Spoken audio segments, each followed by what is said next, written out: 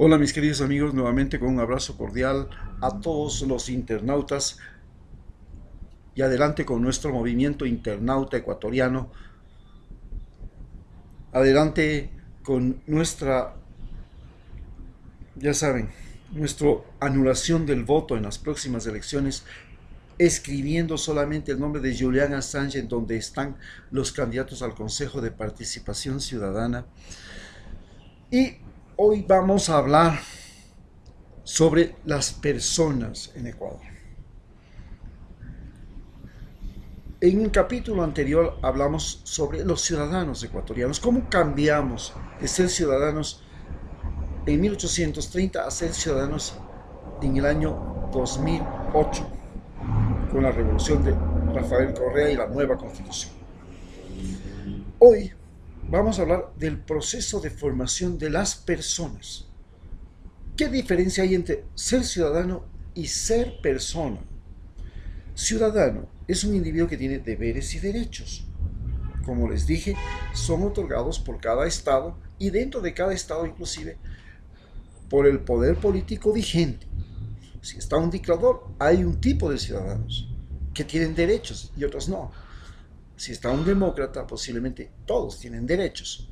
En fin, pero hay un nuevo tipo de ser humano que ha emergido en la sociedad global que vivimos. Antes,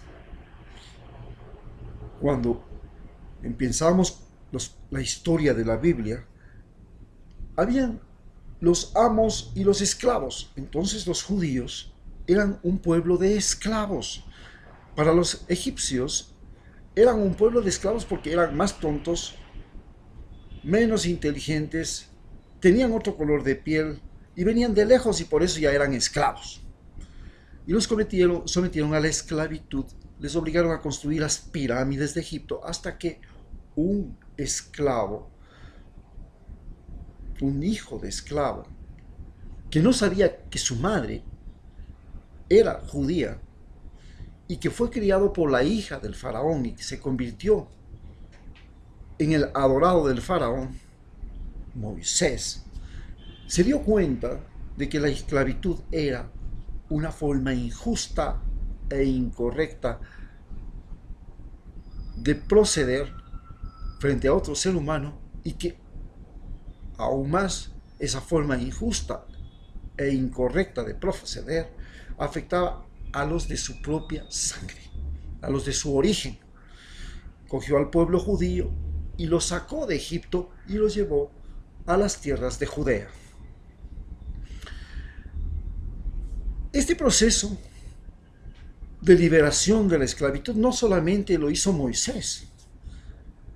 Estados Unidos llevó una guerra civil terrible en los años 70 del siglo XIX, 1870, con Abraham Lincoln a la cabeza para liberar a los negros, porque también se consideraba que los negros no estaban viviendo como seres humanos.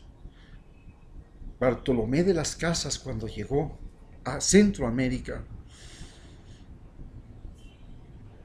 vio que los españoles estaban convirtiendo a los indígenas en esclavos. Y la religión católica expresamente era una religión que se oponía a la esclavitud. En general, el cristianismo se oponía a la esclavitud porque fue una religión de los esclavos de Egipto. Entonces, los creedores en el cristianismo y los judíos y también los musulmanes, todos creyentes en el mismo Dios, decidieron adoptar religiones monoteístas que se oponían expresamente a la esclavitud, en teoría. Pero finalmente los musulmanes se convirtieron en grandes traficantes de esclavos. Los evangélicos, especialmente los anglosajones, es decir, los ingleses, los seguidores de los holandeses, que eran protestantes, seguidores de Calvino. Los portugueses, que eran cristianos, católicos, se dedicaron al tráfico de esclavos desde África y convirtieron al esclavismo en un gran problema de América, no en un problema de África, lo convirtieron en un problema de América. Y vino la Guerra Civil Norteamericana y liberó a los esclavos que, a pesar de haber sido liberados, permanecieron por 100 años más discriminados en Estados Unidos hasta la época de Martin Luther King, de John F. Kennedy.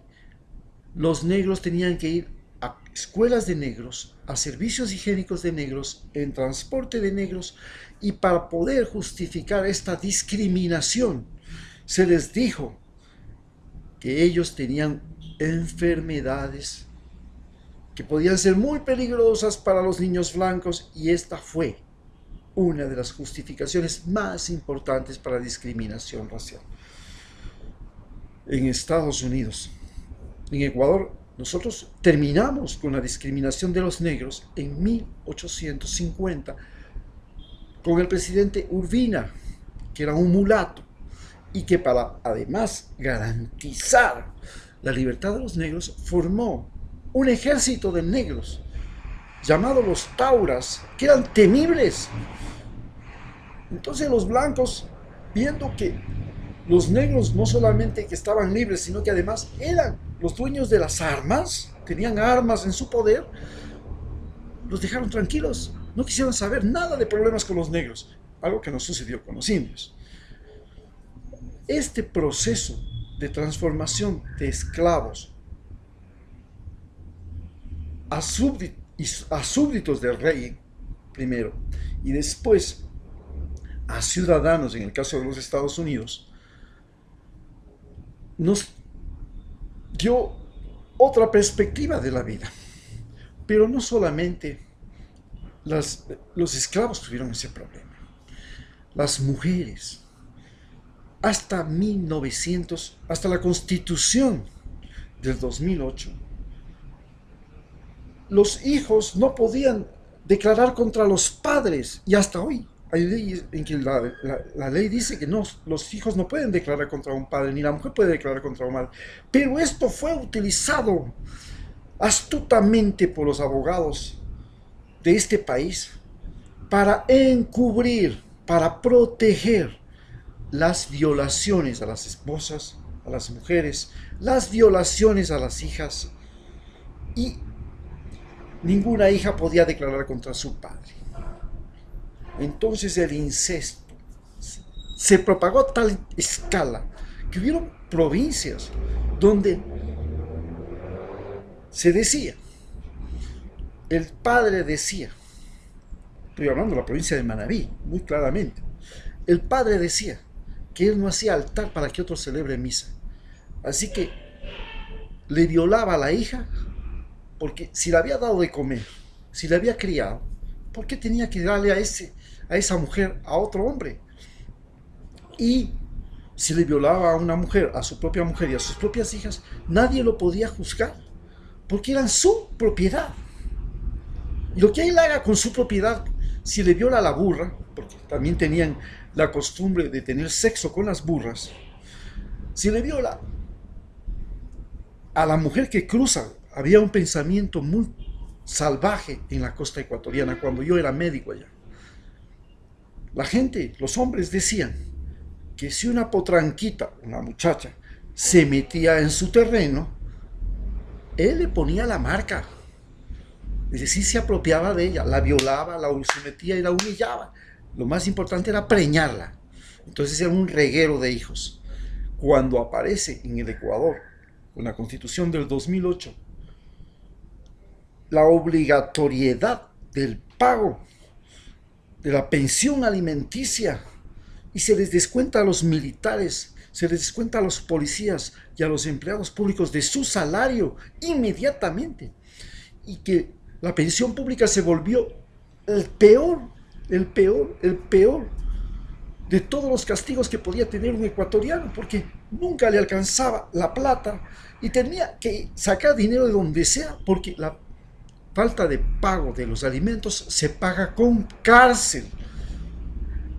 Y en la cárcel, las cárceles ecuatorianas no eran por un sitio de acogida. Cuando llegabas a la cárcel y si no tenías plata, tenías que pagar con el cuerpo. O sea que te hacían hasta meco. Eso era el terror de las cárceles ecuatorianas. Entonces, esto fue lo que cambió todo este proceso de ser ciudadano en el Ecuador. Pero apareció en el año 2000 el boom. Comienza a aparecer a fines del siglo XX el boom del Internet. Y aparece Facebook. Con Facebook se produce una nueva revolución social. Aparecen las personas. ¿Qué son las personas? Son los individuos que tienen identidad propia, que pueden decidir por sí mismos en todo, que pueden escoger sus amigos y sus enemigos. Las personas son usted y yo, en Facebook, no en la calle. Aquí en la calle somos ciudadanos, somos anónimos. Miren, somos tan anónimos que votamos por un presidente. Este presidente ganó las elecciones con nuestro voto, pero nosotros votamos porque continúe un modelo de gobierno que venía desde hace 10 años atrás.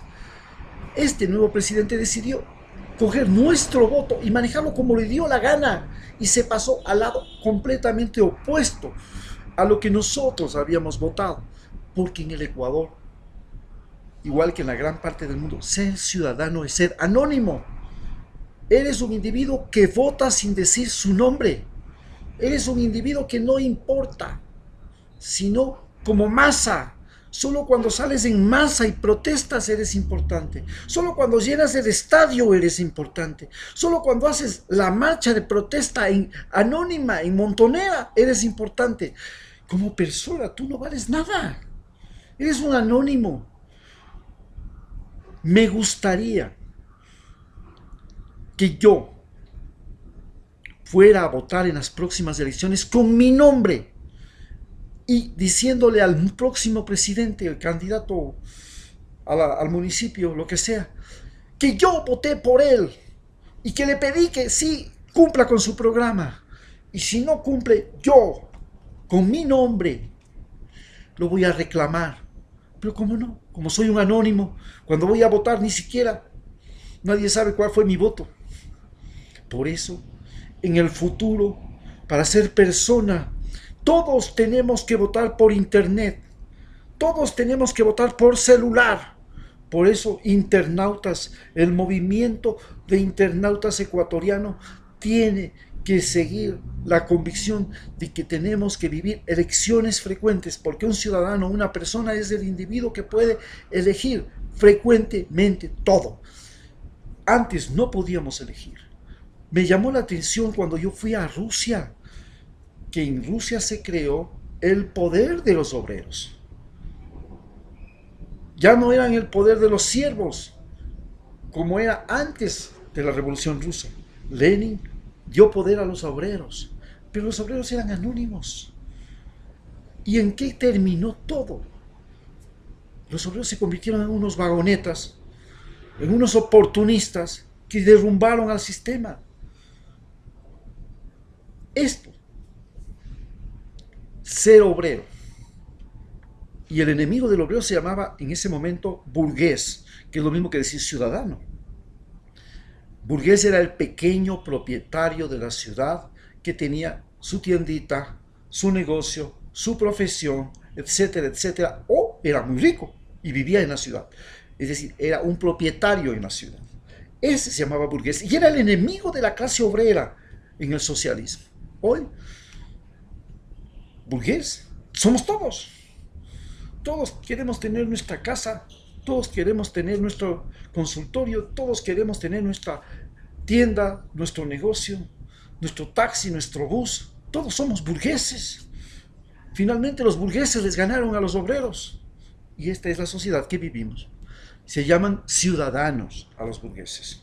Bien, les contaba que estamos viviendo el paso a las personas, donde usted y yo, desde que nacemos, nuestros hijos ya eligen. Eligen los zapatos que les gusta, los juguetes que les gusta, los programas de televisión que les gusta.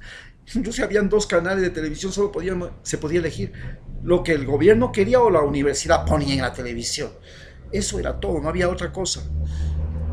Se podía vestir solamente con la ropa que el gobierno decía y tenía desde el carro que el gobierno decía. Punto. Hemos cambiado esa sociedad. Hoy tenemos exceso de oportunidades. Vamos al supermercado y opciones, no oportunidades. Podemos elegir entre las opciones de cientos de marcas de café, cientos de marcas de atún, decenas de marcas de todo. Este mundo donde desde que se nace comienzas a elegir se llama el mundo de las personas. Las personas son los que pueden elegir por sí mismos porque tienen personalidad. ¿Cómo se hace la personalidad? Se hace mediante el ejercicio continuo de elegir. Nadie tiene personalidad si no le permiten elegir. Y entonces la personalidad da origen a las personas. Vivimos el mundo de las personas. Y estamos viviendo la revolución de las personas. Entonces la revolución ciudadana ya se murió. Está viviendo su agonía. Vive su agonía porque un traidor la descalabró y denunció que el expresidente había sido un ladrón, lo cual es mentira. Y el otro denuncia que el nuevo presidente es un oportunista ladrón de votos. El otro es ladrón de dinero. La pregunta es, ¿qué vale más? ¿El dinero o el voto? Evidentemente, para mí, vale más mi voto.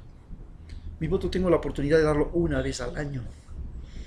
Tal vez una vez cada 4 años. Y representa mi deseo, mi inspiración, mi ilusión. El dinero es algo que me acaban de robar al día de ayer en esta famosa ciudad de Quito. Me robaron el celular. Porque eso es lo que pasa. Te roban todos los días. Si no te roban en el agua, si no te roban en el prepago, si no te roban en la tienda, si no te roban en las compras, si no te roban en cualquier cosa, te roban en la calle. El dinero va y viene. Pero mi voto es una oportunidad que tengo solamente una vez o 2 veces en la vida. 3 veces en la vida. Mi padre durante décadas no votó. Entonces, estamos pasando a una sociedad donde las personas, usted y yo, nos identificamos. Y esta es la nueva revolución, la revolución de las personas. Y nosotros tenemos que ser el germen de esa nueva revolución, la revolución de las personas. La revolución en donde su voto, su decisión, su elección es respetada. Y usted ya no es ciudadano. Ya no es solamente deberes y derechos. Usted es una voluntad, una identidad, un nombre. Un ser que vota con nombre y firma. Antes se prohibía eso porque se tenía miedo a la intimidación. Entonces teníamos que ir a votar secretamente porque si no venía el pistolero, tú votaste contra mi jefe, toma. Hoy eso tiene que cambiar. Cada uno tiene que votar con nombre y firma y lo tiene que hacer. Y tiene que mostrar su cara. Y esta es la revolución de las personas. Gracias.